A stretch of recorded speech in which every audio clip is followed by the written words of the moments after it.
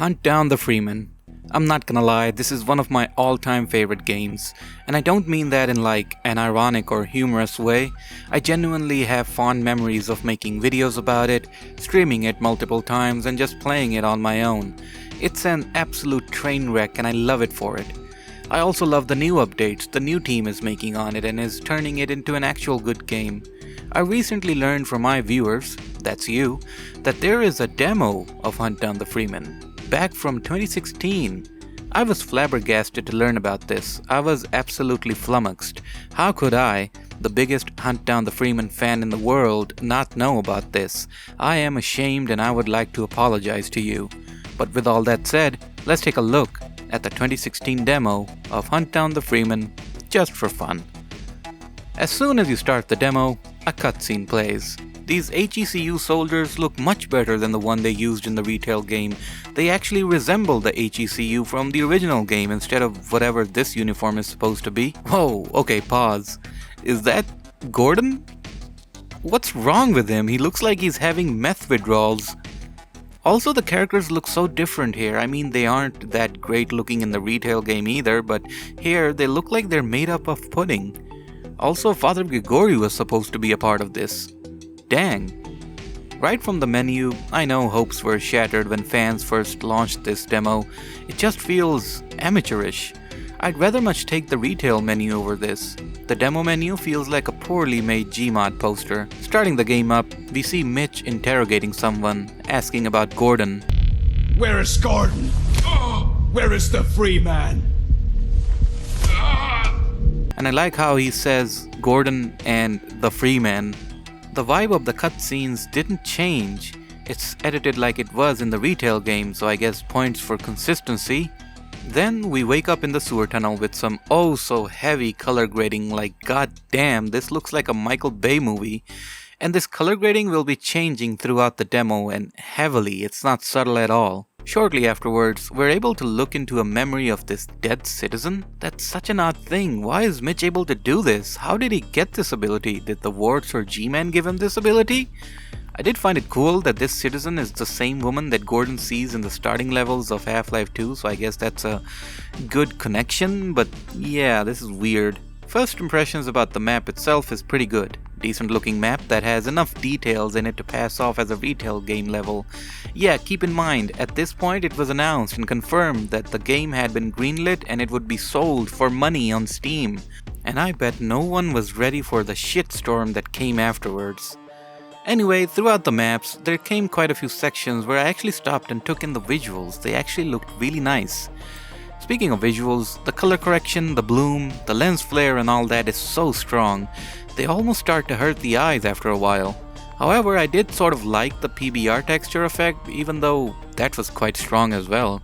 But then come other maps where it just feels like so disconnected from the previous map, like at first it looks so good but then all of a sudden it looks so bad. And there's only one person that I'm gonna blame all of this on. Gameplay wise, the impressions aren't that good. This machete we have feels weak, slow, and the only enemy we get to fight are the zombies and the headcrabs, and like, the way the machete is positioned on the screen, it takes up a big chunk of the player's view. This part where we can burn the zombies is cool though, and then it's just overdoing it in the hallway, like why so many zombies and with a weapon that's so slow to use? It feels boring. That's not how you use zombines, that's not... Okay, whatever. I'm talking about an 80-year-old demo of Hunt Down the Freeman. Does anything matter at this point? Anyway, I rotated the valve, picked up the device, which turned out to be a keycard. Next we find bodies of a Metro cop and one of Mitchell's soldiers next to each other. We read the memory and yeah, just take a look. So, you and your captain were together back in Second World War? No, I'm not that old. I met with the captain 15 years ago, when I was 12.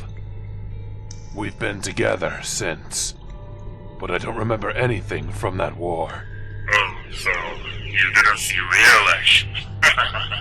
You think you're so cool with your stick, bullying citizens. You didn't see what I did. My brothers did. The captain did. You couldn't know anything we lived through. When I was a child, Combines forced me and the other kids to construct cremator heads. Every day, I saw another of my friends die right before my eyes. We were forced to work, forced to build monsters, while standing next to the guts of our friends. The only smell in that hellhole was the smell of the blood of our brothers. That was the hell I was in. Those are the only memories from my childhood. The captain saved me from that hell. He and his men, they burned the whole factory to the ground. He was a god in my eyes. He saved us. He freed us, made us men. He made us soldiers. I'm happy to die here, for his cause. 'Cause my life, everything I am, belongs to him.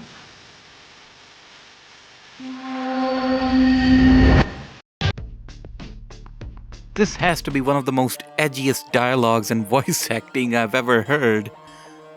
At the time, this was super confusing to people. What the hell was this soldier talking about? But from this cutscene, we can deduce that this demo takes place in the latter part of the story. 20 years in the future, after Big Mitch saves the labor kids and forms his own Diamond Dogs. Also, why does this dude exactly sound like Mitchell? No, I'm not that old. Where is Gordon? Oh, and yeah, by the way, this is Mitchell. Yeah, he looks completely different from his retail version. I do have to give a shout out to Kosen on RTSL. From his review, I learned that these models were made with a software called Fuse, and this map we're going through is actually a Garry's Mod map made by Kawoo Fish. Basically, Birkin hired Kawoo and got his map, had it edited, and plopped it into the demo.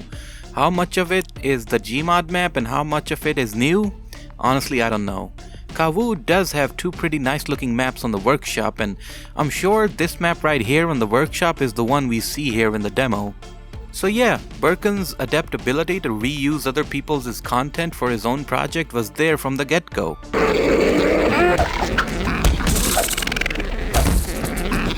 It would be pretty nice to have some other weapons by this point, and maybe some other interesting combat encounters with the enemies, rather than us going balls deep with our machete into every fight. Like, add an explosive barrel, add movable physics object, add makeshift traps, play Ravenholm from Half-Life 2, that chapter is a masterclass in doing this sort of thing. Next we hear from Nick on the radio. He talks about someone called Oscar. A cut character maybe? Or, if I'm getting this right, Oscar is the character that turned into Adam later on. I gotta say, I know the voice acting isn't that good in the final game, but goddamn is the demo version so overtly dramatic for no reason. Captain, can you read me? Nick? Captain, thank God. We lost communication with our squad at the Combines. Oscar's on the way with the backup. Whatever you do, be careful. Hold on. We're getting a transmission from the squad. Captain Mitchell. Freeman is not here. We are under heavy fire. Allied Combine forces are dead. Mike and George are dead. Joe and I are wounded. Finally, we get some weapons. They do look very nice though, however, they sound off. Off in a way that I think they used the long distance sound effects rather than the close-up recordings, so the pistol and the MP5 sound way too weak.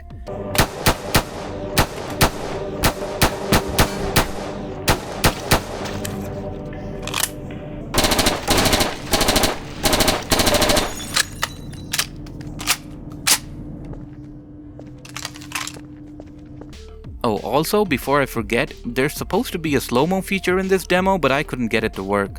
I pressed V and nothing happened. The game calls it Adrenaline. Then once again, bland-ass combat while we go through okay-looking maps. The problem with these maps isn't the brushwork, the detail, or how they are laid out, it's the lighting. I feel like good atmospheric lighting in maps is an art only few people can master. These maps and their lighting have such an odd lighting style it's hard to put into words. Paired with the color correction, it produces this hodgepodge of visuals that are both irritating but just unique enough to make you keep looking. But like I said earlier, there were some points that I truly enjoyed. The visuals were great, and I'm pretty sure those parts were made by Cowoofish and not Birkin. Next we get into a firefight with the rebels. What confused me so much is that in the retail game, this is what the Mitchell soldiers look like. In the demo, they look like this. But in the demo, rebels look like this. So I couldn't connect the dots and figure out why I was shooting my own people. In the bathroom, I think one of the rebel is like about to die and he's like, just shoot me. Okay, Joker. And then warts attack us, busting in through a wall. This is so goddamn random. Why are warts here? Where even are we? Their attack rate is super fast though. All the while, hard rock music plays in the background, which I think is a cover of a Doom Tooth track if I got this right, but I'm gonna mute it because the last time I showcased Hunt Down the Freeman music, I got copyright striked. So yeah. This room here is another example of strange lighting, that there's light sources around us. Why not use them to convey a soft light around this place? Why keep it dark? I don't mean to throw shade on Cowoofish because I know he's a capable mapper. I have a gut feeling that the shit I'm annoyed at was all done by Birkin. Looking into a memory of a charred corpse, we learn of its demise.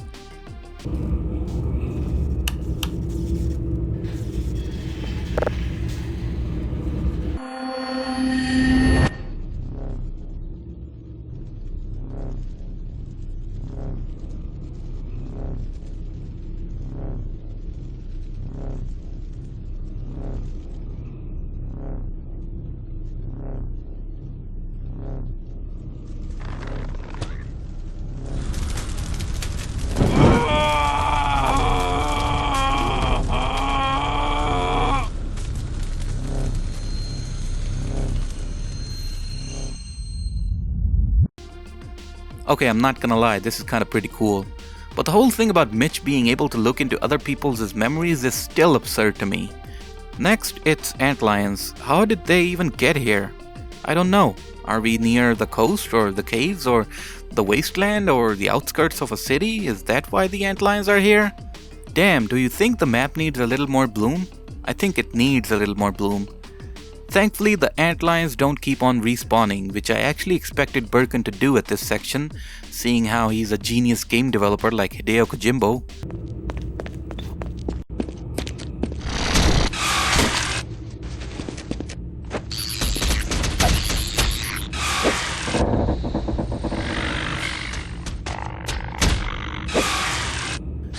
Why is Mitch so careful around this one antlion? Didn't we just murder like 24 of these creatures?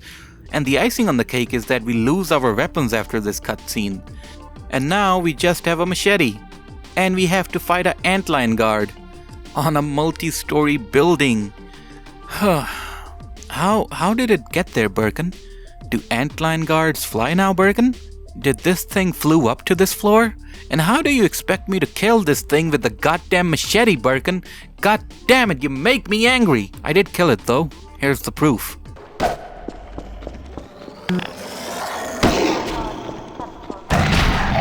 wants a piece of me? Here I am. Aside from that, I totally dig the whole visuals here. The map looks so good. The light coming in from the windows, the reflective water, and the outside 3D skybox, it's all so good looking, albeit a little strong on the bloom again. Then of course, a chopper falls on top of us. Then on the roof of the floor, the fog literally blinds the whole area, like it's a very weird effect to have. On the ground, the rebels and the Combine soldiers are having a blast though. Cutscene time.